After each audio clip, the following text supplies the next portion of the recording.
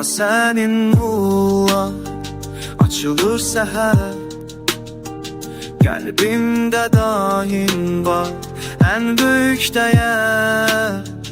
Zaman keçir, yollar uzaq olsa da sevgim qalır, güc verir hər anımda. Ana səni sevməyə həyatın özüdür, səninlə hər anım ışıqla doludur. Xatırladan ümid, güc verən nəfəs, ana sevgisi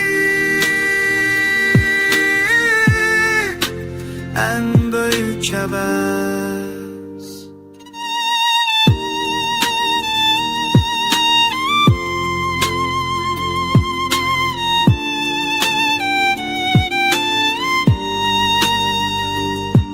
Sənə baxanda dünyam işıqlanır, sözünlə hər bir dərdim asanlaşır.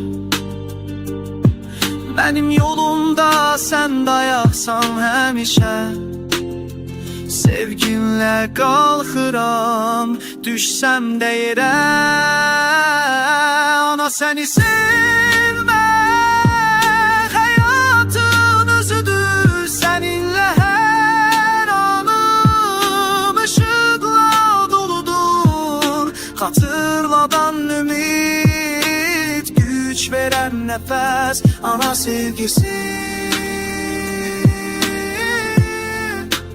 ən böyük əvəz. Zaman dəyişir, illər ötür, ana sevgisi heç vaxt bitmir. Ürəyimdə sənin adın ən müqəddəs xatirədir. Ana səni sevmək həyatın özüdür, səninlə hər anım ışıqla doludur.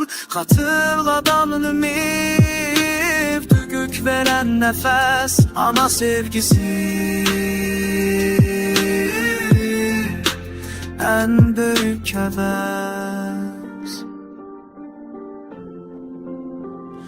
Ana sevgisi ən böyük əvəz.